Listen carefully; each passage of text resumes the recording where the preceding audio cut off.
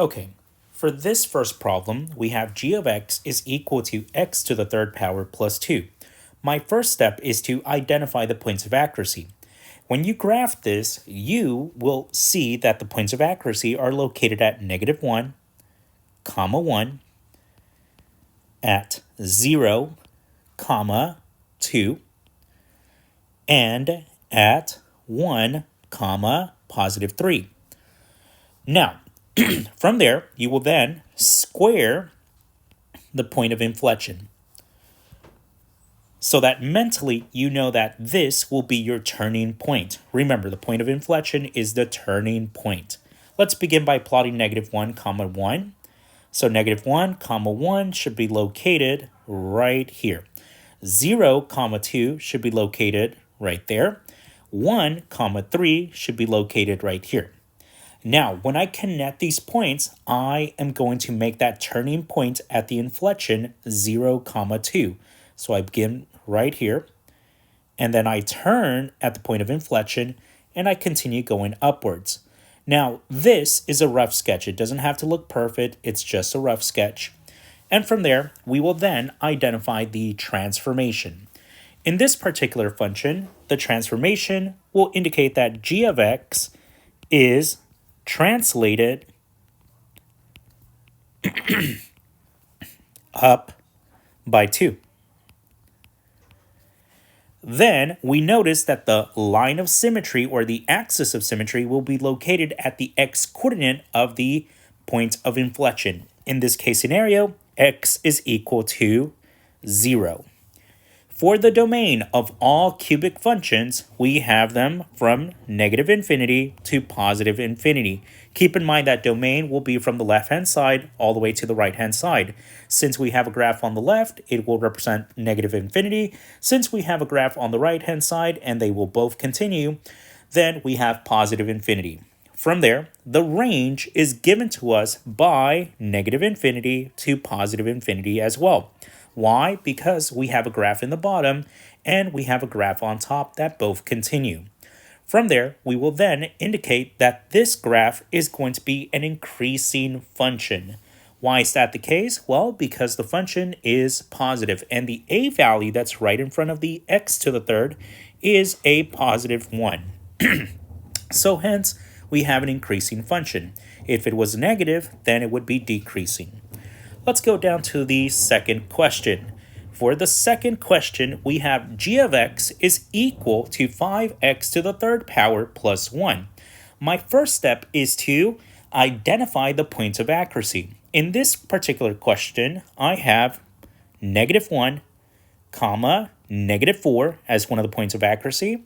I also have 0, comma 1, and I have 1, comma 6.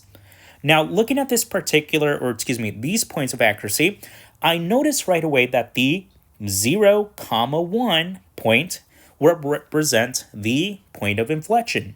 Keep in mind that the point of inflection is where the graph turns. So, in this case scenario, I will begin by graphing my first point, -1, comma -4, which should be located right here. Then I will plot my 0, comma 1, which is located right there. And then my 1, comma 6, which is located right there. From there, I will then connect these 3 points, and I will ensure that when I reach that inflection point, I am turning to that point. There we go.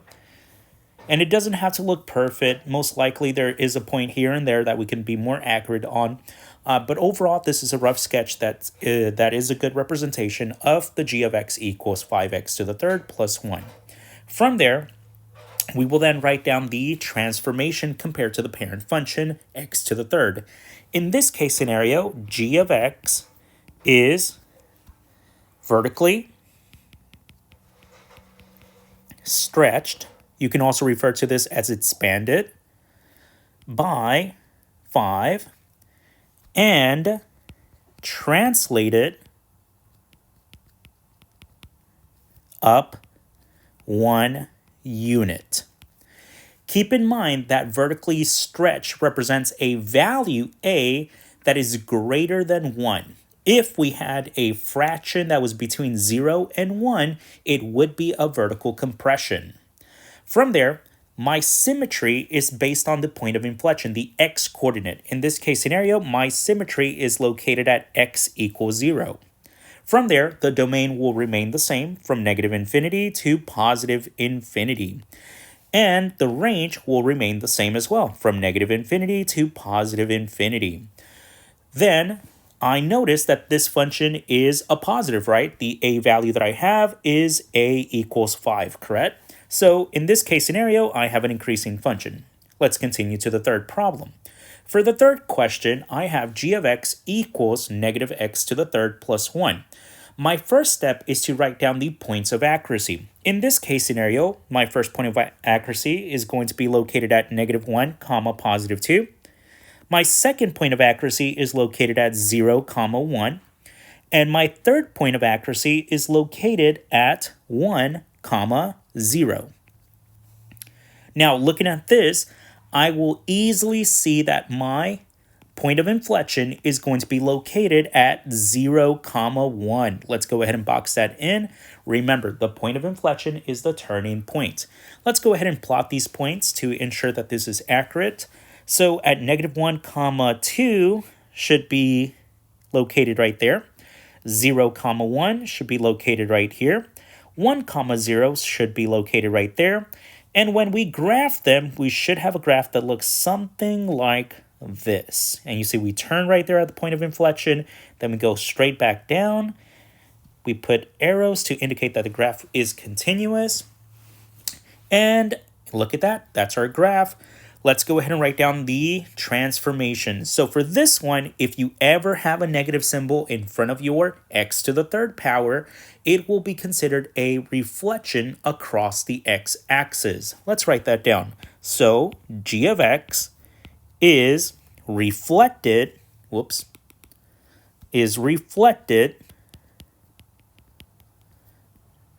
over, you can also say across, the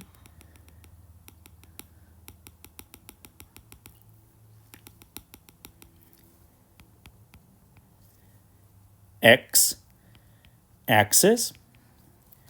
and translated up 1 unit. From there, the axis of symmetry is located at x is equal to 0. The domain will be from negative infinity to positive infinity. The range will also be from negative infinity to positive infinity. And the function will be considered, for this particular question, will be considered decreasing. Why is it decreasing? Because the a value is less than 1, which means that it's going to be decreasing. Let's go ahead and continue to the next question. So for this particular question, we have g of x equals 1/2 x to the third plus 3. My first step is to identify the points of accuracy. In this case scenario, my first point of accuracy is going to be located at negative 2, comma, negative 1. My second point of accuracy is located at 0, comma, 3. And my third point of accuracy is located at 2, comma, 7. From there, I can easily identify that the point of inflection will be located at 0, comma, 3. Let's go ahead and plot the points to ensure that this point of inflection is accurately done. So I begin by plotting negative 2, comma, negative 1. This is negative 2, comma, negative 1. Then I plot 0, comma, positive 3. This is going to be 0, comma, positive 3. Then I have 2, comma, positive 7. This is going to be located at 2, comma, positive 7 right there. And when I connect these 3 points, I am going to go up here and then turn on the inflection point and then go back up like this. And again, this doesn't have to look perfect. This is just going to be a rough sketch. And from there, I will then write down the axis of symmetry, which is based on the x-coordinate. In this case scenario, I have x is equal to 0. Then my domain is based on negative infinity to positive infinity. I have a graph on the left and I have a graph on the right, so negative infinity to positive infinity. For the range, I have a graph in the bottom, I have a graph on top that both continue, so hence from negative infinity to positive infinity, or essentially I can say all real numbers.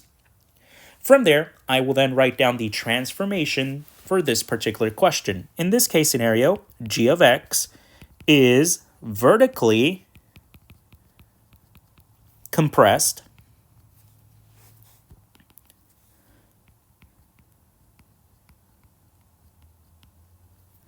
by 1/2 and translated, you can also say shifted,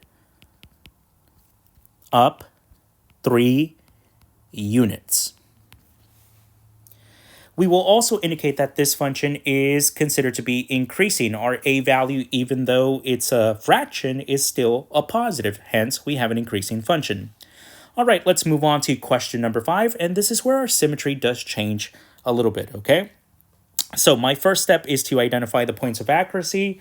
So looking at my calculator, I will indicate that the points of accuracy that I have for this particular question are located at -3, 0, at -2, 1, and at -1, +2. And we will indicate that the point of inflection is going to be located at -2, 1. Now, whenever you have the function in this particular format, you can easily identify the points of inflection by just identifying the h value. In this case scenario, my h value is going to be +2.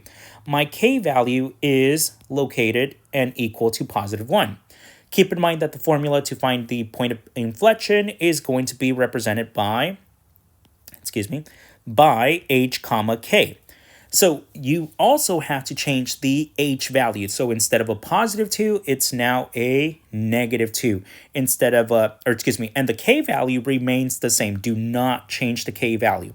And that's why you guys are seeing me easily identify the points of inflection, because I know that if the h value does not exist, it's going to be a 0. If there's no k value, it's going to be a 0 as well. So just keep that in mind. That's the shortcut method if you do not have a calculator to identify the point of inflection.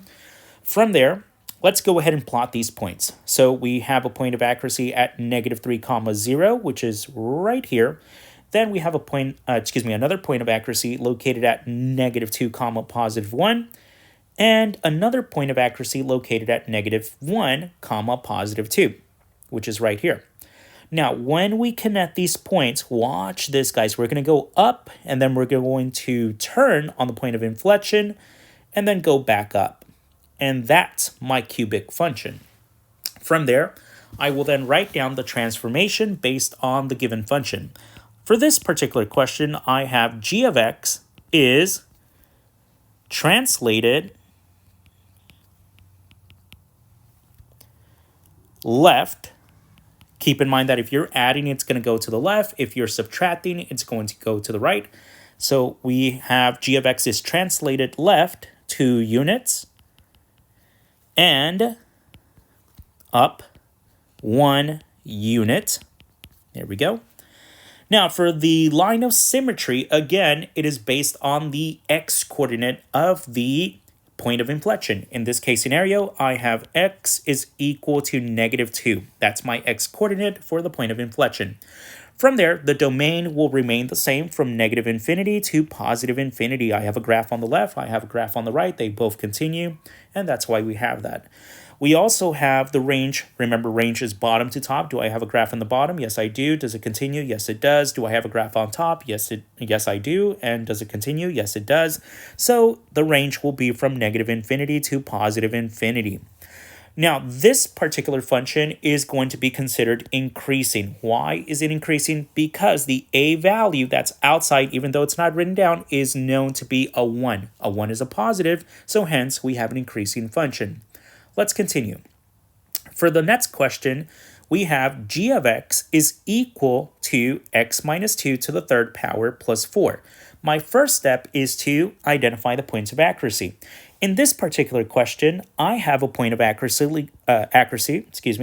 located at 3, +5. I have another point of accuracy located at 1, 3. And finally, I have a point of accuracy located at 2, 4. Now, looking at this right here, guys, notice that I can easily identify my point of inflection. It's going to be located at 2, comma 4. Let's go ahead and box that in.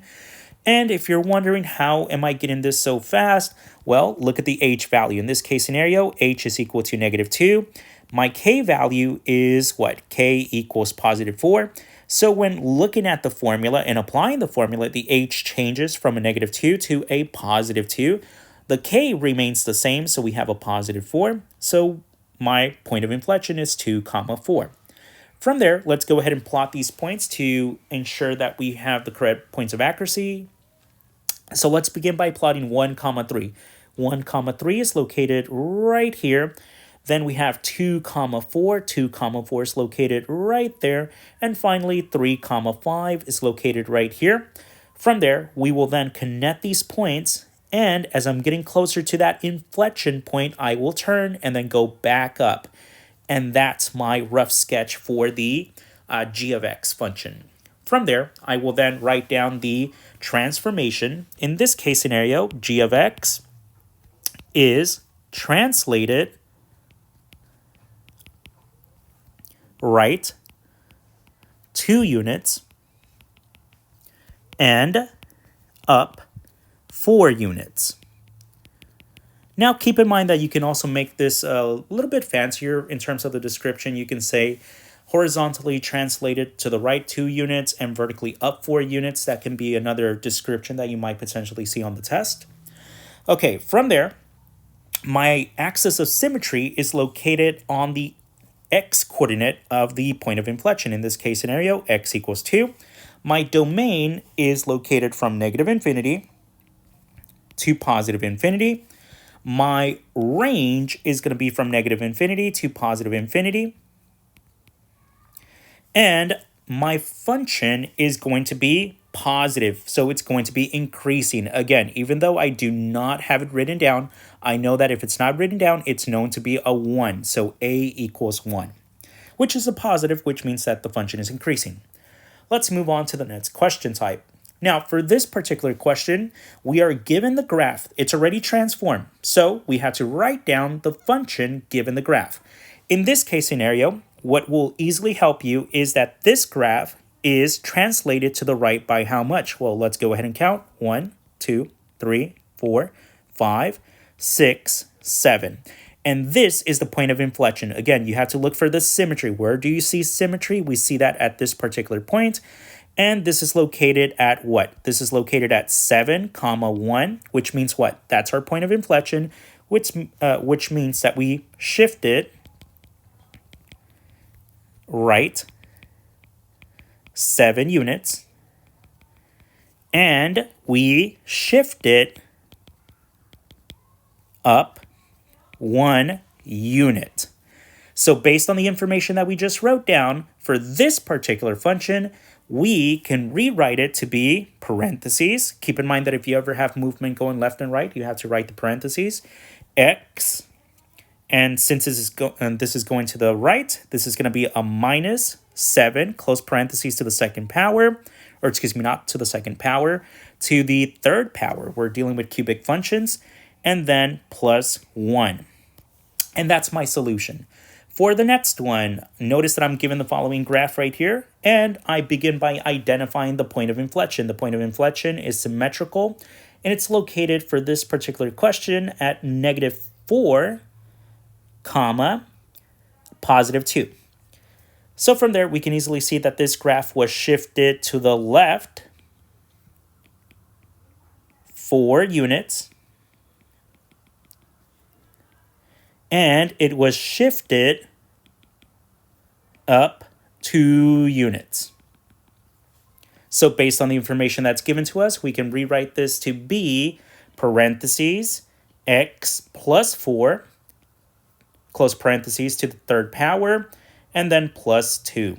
And that's going to be my solution. Let's move on to the last question type. For the last one, you're given a description and you have to convert this into a function. Okay, so for the first one, f is reflected over the x-axis, translated up 4 units, and shifted horizontally to the right by 2 units. Let's begin with the first part. So looking at this, if it's reflected across the x-axis, we have g of x, and that's going to be my new function, g of x equals negative, and then we have what? It's translated up 4 units and shifted horizontally to the right. So I'm going to do this one in blue. So I have parentheses x minus 2 to the third power. And shifted up 4 units, I have plus 4 outside. Excuse me. Okay, for the next one, we have f is translated left 3 units and up 5 units. For this one, we have g of x equals, since it's shifted to the left 3 units, right there, we have x plus 3 to the third power. And it's shifted up 5 units, so we have plus 5. Then for the next question, we have f is translated horizontally to the left 2 units. So we have g of x is equal to the left, x plus 2 to the third power, and vertically down by 1 unit. So we have minus 1. Okay, for the next question, we have f is vertically stretched by 5.